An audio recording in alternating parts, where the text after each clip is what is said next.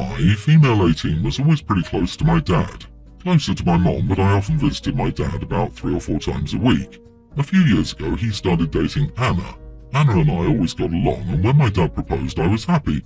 Anna seemed like she'd be a great stepmom. Well, a few weeks before the wedding, after I bought everything, dress, shoes, etc., my dad and Anna said they needed to talk to me. Anna and my dad decided to have a child-free wedding, which I get especially for young kids. Well, turns out child-free means no one under 18. On the day of the wedding, I was still going to be 17, so therefore I was not allowed to be at the wedding because Anna wanted to stay true to the child-free rule, even for the daughter of the groom and her about-to-be stepdaughter. The funny thing is, my 18th birthday was just 2 days after the wedding, but still, I wasn't allowed to go. The wedding was 3 days ago and my birthday was yesterday. I haven't talked to Anna or my dad since they told me I couldn't attend the wedding since I wasn't an adult. My mom took me on a birthday vacation, and yesterday I posted birthday pictures on Facebook and said, finally an adult. I'm so glad my dad and Anna didn't allow me at their wedding since I was under 18.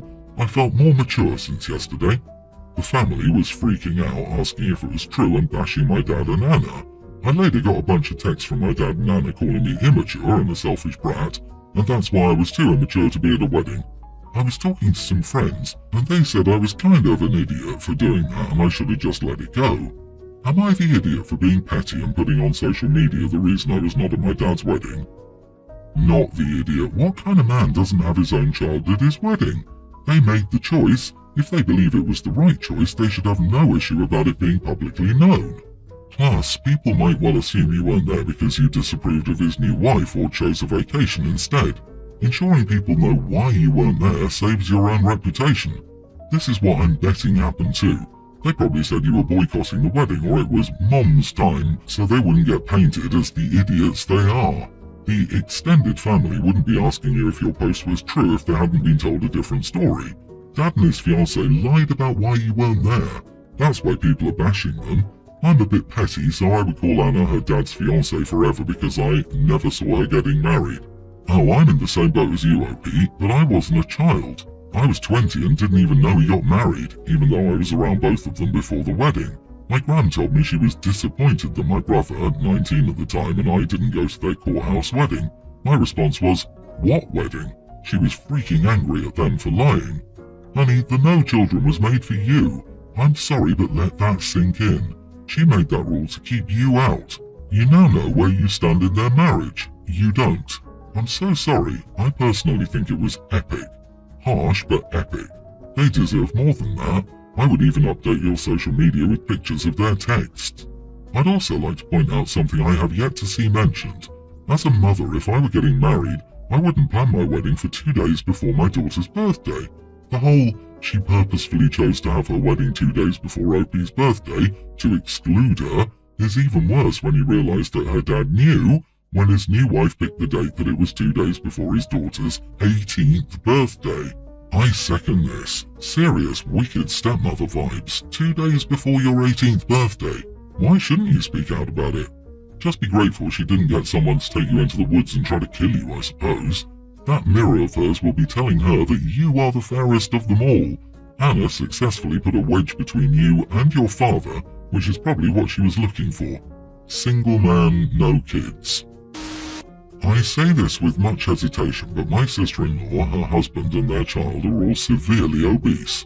Both sister-in-law and her husband are over 300 pounds and their daughter, tween, is easily pushing 200. The type of people to buy a smoker and giant chest freezer for $3,000+ but fail to pay their mortgage and land tax and ask the family to help them out. And when they're called out on it, it's met with a, making sure my family is fed is my top priority. Not saying it shouldn't be a priority, but when you're feeding 3 people enough food for 10 people a day, it's absolutely an issue. Last year we extended the invite to them twice, and both times they ate food so quickly that many people didn't even know there was food available. I vividly remember them putting 3 hamburgers, 4 hot dogs, and damn near half a container of pasta salad on their plates and still going up for seconds and thirds. I wish I were kidding, but I'm not. The next time around I bought more food. They ended up taking all the leftovers without even asking and without anyone's knowledge until after my kids wanted more food and everything was taken, dish and all, and they'd been the only ones who left. So this year I didn't invite them, I can't afford to feed them, and quite frankly, I don't want to feed them. I don't want to have a beach day and have to run out to the store midway through to get my kids something to eat when I know I packed and cooked plenty to last a day. So I invited everyone but them. The day went great. We weren't hungry after for once. Sister-in-law caught wind, which I expected, and she immediately said, "We would have liked a family meal too." So I simply said, "I can't afford to feed you." She asked what I meant, and I explained as nicely as possible. Now I'm being called every name in the book for fat-shaming and embarrassing her. Not the idiot. Explain to them that there's a difference between fat-shaming and greed-shaming. They could eat a respectful amount with the family, then go home and eat 6 more dinners on their dime. No one would shame them. The fact that they choose to exploit the family and make others go hungry is what is unacceptable. Greed-shaming is the perfect way to phrase this. If they weren't so greedy and weren't taking food out of people's mouths, that would be a different story. Who the heck takes food or leftovers when people are still at a party and still planning on eating? That is so damn weird. I'm gonna go to Thanksgiving and just walk out with the turkey. Why not? Land tax can wait. I, LMAO, gotta feed the fridge. And her first reaction was that she would have liked a family meal. Her response really says it all. They also wanted a free meal. They didn't go to see people, catch up or have fun. They came to eat, and you are the food ATM. Being together solely to eat is a type of party too, but then you pull your weight, no pun intended, by either paying your part or bringing it. Tell her they're welcome to bring their own food next time and that you want your plates back. I, 28 male, will marry my fiancée Sky, 28 female, in November. Sky is dancing with her mom and her granddad, the 2 people who raised her. Sky wanted to know if I had any plans to dance with anyone. I told her I would likely ask my grandparents on my mom's side. They're the people I would be closest to. I asked my grandparents and they were over the moon. Grandpa even started practicing for it. My grandma was a little more emotional about it because my mom died when I was only 7, and for Grandma it was a reminder that she and Grandpa had to step in for some stuff so it could feel as close to having Mom there as possible. I asked my grandparents because I'm not close to my dad or his wife. My dad is a cold man. He was always that way. After our mom died, my grandparents were there for my younger brother and me. Dad would tell us to stop trying to make him something he wasn't. He only wanted emotion from us during his second wedding to his wife. She dreamed of stepping in, becoming our mom, and filling in the gaps Mom left behind. We never wanted her to do that. In fact, for years, my brother and I hated her for trying to fill in for Mom. She was a stranger, some woman our dad chose who was nothing to us. She went too far at times, and because of that, in my heart, she never became my stepmom and instead remained my dad's wife. My brother feels the same way. She's not a terrible person. Some would say we should have welcomed her efforts and appreciated them, but she was stepping all over our mom in our eyes when she put her name down under Mom instead of legal guardian, and when she'd buy herself Mother's Day cards and put our names on a card that said Best Mom, when she cut my brother's hair against his wishes because it bothered her that it was almost exactly like Mom's hair and she hated it being pointed out. Also, when she tried to guilt us into watching her give birth when we didn't want to, when she tried to force me to bring her to some mother-son dance and cried because I refused. Today I have a minimal, more low-contact relationship with them, so she was never going to be someone I asked. But she heard through my dad's parents that I was planning the dance with my grandparents, and she asked me to do a mother-son dance with her. I said no. I didn't give a reason or make a discussion, just no. She started crying again and told me that we loved crushing her and putting her in her place when all she ever wanted was to love us. She's mad, and so are my dad and his parents. They said my brother and I always treated her unfairly, and I should have agreed to the dance after all these years of her trying. Am I the idiot? You're absolutely not the idiot here. She's made you deeply uncomfortable on many occasions and has tried to make everyone stop referencing your actual mom in conversation. That's incredibly insensitive, and she's not deserving of a dance with you. Plus, you can do whatever you want on your wedding day. Heck, you could dance with a pet if you want to. You could dance with a pet. Now I'm imagining cat waltzing. That's enough internet for today. I thought that maybe you didn't give her a fair shot, but good grief, some of the things you said she did were downright creepy. She may have had good intentions, but this is a classic case of someone forcing their love onto you so hard that you start to resent them. When she cut my brother's hair against his wishes because it bothered her that it was almost exactly like Mom's hair and she hated it being pointed out, this stuck out for me. She forcefully cut your brother's hair because he looked like your mom.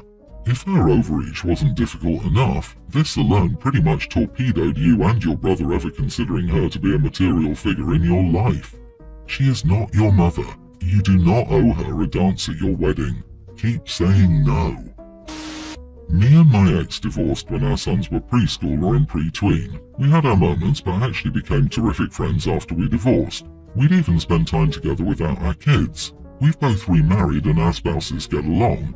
In fact, my ex and her husband asked me to assist with their having a kid because he couldn't. They have a son who's a preschooler. He's biologically mine but was happily raised by my ex and her husband. My wife is pregnant and my ex will be in the delivery room with us when she gives birth next month. My tween is happy we all get along, but my older child is starting to have issues with it. He's always complaining about us hanging out and being over each other's homes. I asked him what was wrong with it and he said it was just weird and to stop. I told him my relationship with his mom was none of his business. We'd be friends even if he didn't exist, so deal with it. My ex thinks I should apologise, but I'm not apologising to a brat dictating who I can or can't be friends with. Edit, I haven't been with my ex since we were married and my donation was made in a clinic and no one but me, my wife, my ex and her husband know about it. I have zero physical attraction to my ex. We're all comfortable with each other because we've been friends since high school and have an unbreakable bond. You are the idiot. Your son is identifying that your situation is unconventional and he's not adjusting well, but he's a young teen and doesn't know how to properly voice what he's feeling. There's a way to validate his feelings and still tell him it isn't his place to comment without being an idiot to your kid. But your ego won't see past supposedly being dictated to by a child who can't adequately express themselves. Don't be surprised when he doesn't respect you as an adult and may not even want to see you if you keep this "I'm not apologising to a brat" mentality up. Oh man, you are successfully navigating having a healthy relationship between you and your ex, and it's so sad to see you fail spectacularly with your own kid. The dude feels awkward about it, and instead of helping him work through those feelings, you got defensive and acted immaturely. You have so many kids but don't act like a father figure. I wonder if OP and his ex are swingers or having a polycule relationship and the kid finally picked up on it, or someone at school probably said something. Not gonna lie, being a sperm donor for your ex, who you co-parent with, is weird in my opinion. Your kid's half-brother is actually their full brother, but with legally different parents. I'm an adult just hearing about it and it's difficult for me to fathom. I can't imagine how a young teen and a tween would feel. Their whole relationship is strange. I wouldn't be bringing my friends around my parents, that's for sure. I can't fathom how step-parents are okay with all of this, especially the wife letting him father a child and handing it over. I'm betting that the kid's friends' parents are questioning the relationships too, and if Fred's parents are talking about it, the kid or his friends likely have heard the talk. I'm not surprised the kids asked them to stop the relationship. So on his 18th birthday, my wife and I gave our son his college fund and told him he could do as he pleased with it. He chose to spend it travelling and finding himself over the last 2 years. He's 20 now and wishes to go to school and he asked us to pay his tuition. When I asked what happened to the money, he told us the above. I said no and told him if he wanted to go to school he'd better get a job. My wife wants to pay it for his future. I said no, we did right and he chose otherwise. We did inform him that the money was his to use, be it for college or whatever. It was his money after all, we set it aside for him. We did explain the intent, but he's an adult and he was free to use it as he pleases, just understand the consequences. 18 is an adult in my eyes and old enough to understand actions have consequences. We informed him what the money was intended for and that we wouldn't police him over it. My son knows I did exactly what my dad did to me. I also didn't use the money to go to school, I used it as a down payment on 2 houses and rented them out and asked him for help. My son was free to do the same. He may not have the knowledge or impulse control, but he's old enough to know it's okay to ask for help if he's unsure how to use said money or has no idea what to do with his life. I'm not a monster and he knows this. He could have just asked, "Hey, I want to travel. How can I best go about that?" Had he asked, I would have said, "Let's do X, Y, and Z with your money," then I would have given some money to travel. We did the same with his car. He wanted a car, we told him to save. When he saved up the amount needed to buy a car, I told him to keep it and we bought him a car. He knows I don't think solely to be a cruel monster. He had many options, but he chose the worst one, and I wasn't going to forcibly interject my views if he didn't want to come to ask me for help. The fact he did not meant to me that he didn't want my guidance. So, am I the idiot for not paying our son's college tuition after he blew his money despite being able to afford it? Not the idiot, but seriously, did you actually expect an 18-year-old to make good choices with that kind of money? What did you do before that to prepare him for money management and the huge responsibility you just dumped on him? That's the big question. If I'm being honest here, it sounds like this is more of an issue of the parents failing to parent a kid who still needed more guidance at 18. They used his age, which is arbitrary because not everyone matures at the same rate, to decide when their duty as parents was over. It sounds to me like they failed him. One of the best things a parent can do is to pass down financial literacy to their child. These are taught in lessons, not by handing over a lump sum of money. Remember, the majority of lottery winners spend the money within 1 year. Everyone's the idiot here. You gave what sounds like a massive amount of money to a very young man with no worldly experience and let him go. Of course he blew the money. You say at 18 he was an adult.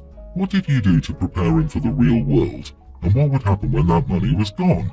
Did you talk about options or just let him make his own choices? It sounds like you shoved him out of the nest and are shocked he crashed. I'm just chuckling at all of the people saying this is incredibly stupid. Why would you trust an 18-year-old with that decision making? And yet, that's what people do daily, signing up for student loan debt. 18 is old enough to make responsible choices. Otherwise, we wouldn't let them vote or drive, or work, or get married. The kid was able to save money for a car, he made an informed decision to travel for 2 years, he spent the college fund. It's not a magic well of money that replenishes itself.